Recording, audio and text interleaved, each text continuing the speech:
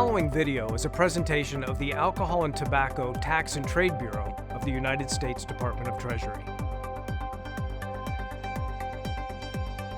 The Alcohol and Tobacco Tax and Trade Bureau, or TTB, regulates and collects the federal tax on alcohol beverages in the United States.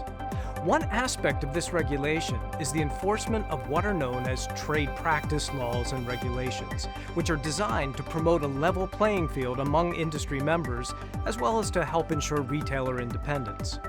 This video series will explore sections of the trade practice regulations, including tied house, exclusive outlet, consignment sales, and commercial bribery.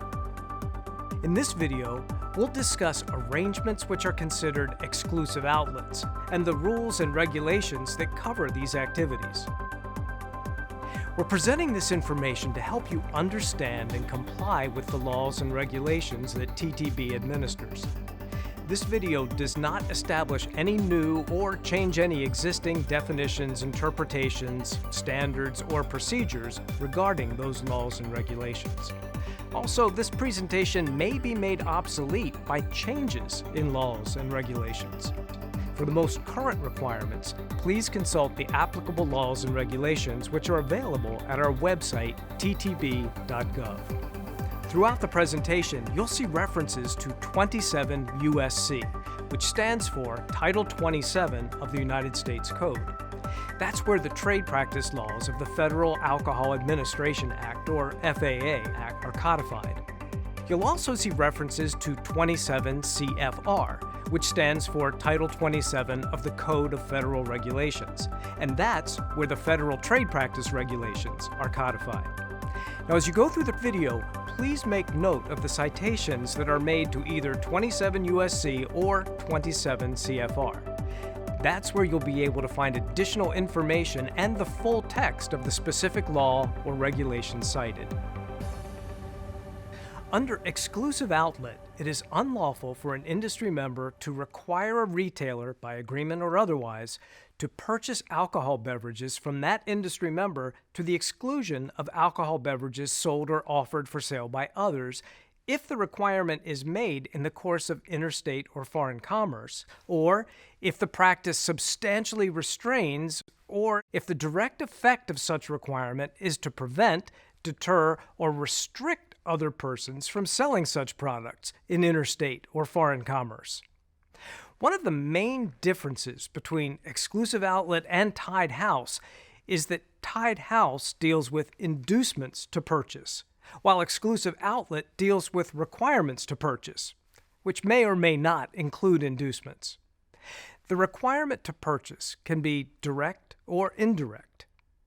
The regulations covering exclusive outlet are found in 27 CFR Part 8, while the law can be found in 27 U.S.C. Section 205A. The exclusive outlet provisions apply to activities between industry members and retailers. Generally, when we refer to an industry member, we mean anyone who produces, distributes, or imports alcohol beverage products. A retailer is anyone who sells alcohol beverage products to consumers. Exclusive outlet regulations do not apply to activities between industry members. For example, it would not apply to exclusivity contracts between a producer and a wholesaler. The requirement to purchase includes those made by voluntary purchase agreements or contracts between industry members and retailers, and requirements made through force or coercion by threatening physical or economic harm against a retailer in order to get the retailer to buy the industry member's product. Contracts, either written or unwritten, that have the effect of requiring the retailer to purchase alcohol beverage products from the industry member beyond a single sales transaction are prohibited. For example, an advertising contract between an industry member and a retailer with the express or implied requirement to purchase the advertiser's product could violate the exclusive outlet provisions of the FAA Act. A sales contract awarded on the basis of a competitive bid could violate the exclusive outlet provisions if it has the effect of prohibiting the retailer from purchasing from other industry members, either by requiring the retailer to buy a product or line of products exclusively from that industry member during the contract period, or requiring the retailer to purchase a specific or minimum quantity during the contract period.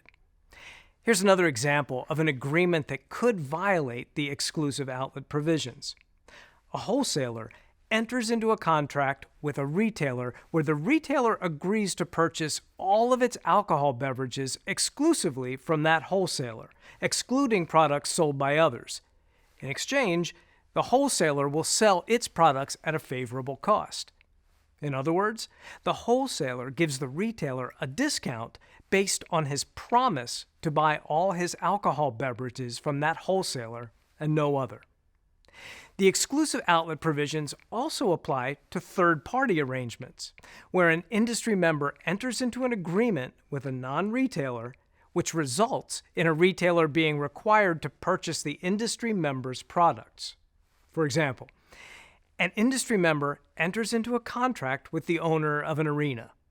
The owner leases the concession rights at that arena to a retailer and is able to control the purchasing decisions of that retailer.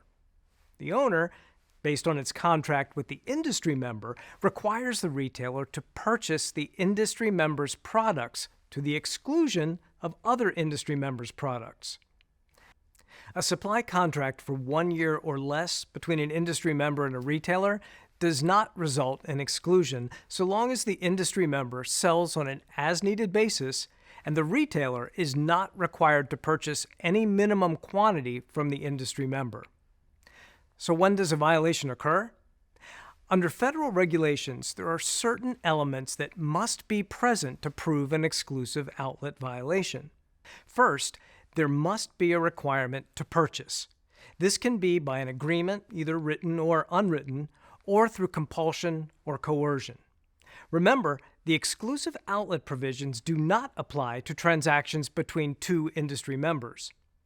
Second, the activities must have occurred in or had an effect upon interstate or foreign commerce.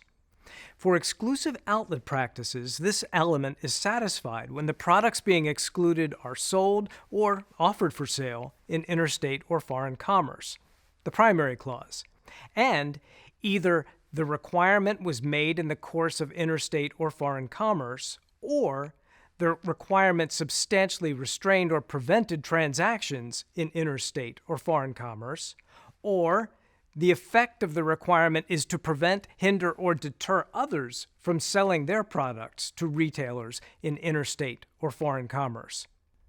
Because most alcohol beverages are sold or offered for sale in interstate commerce, the interstate commerce requirement is generally satisfied in all cases.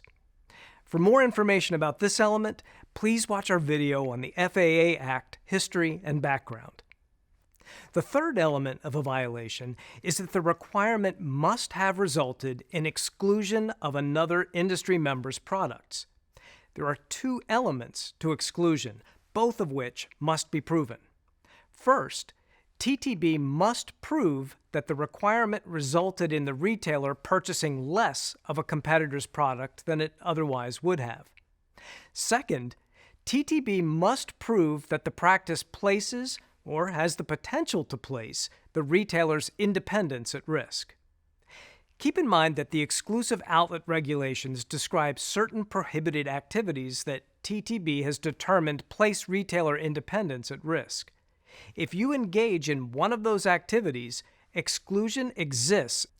These specific activities are found in 27 CFR 8.52 and include purchases by a retailer as a result, directly or indirectly, of an industry member's threat or act of physical or economic harm, or contracts between an industry member and a retailer that require a retailer to purchase from the industry member and expressly restrict the retailer from purchasing from another industry member. In addition to listing the practices that have been deemed to place a retailer's independence at risk, the regulations also provide criteria that are indicators that a particular practice may place retailer independence at risk.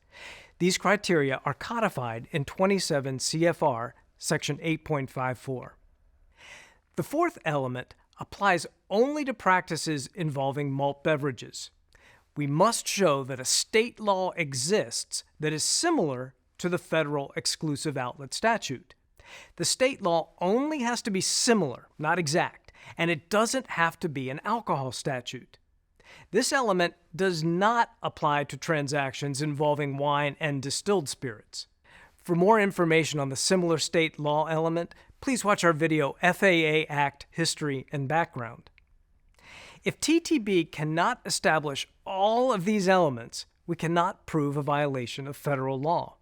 The requirement, standing alone, is not a federal violation. State laws may be different, so make sure that you're familiar with the laws in the states in which you operate. If you have any questions about the exclusive outlet regulations or what activities may be prohibited, please send an email to tradepractices@ttb.gov. And please make sure to watch our other videos which discuss FAA Act History and Background, Tied House, consignment sales, and commercial bribery.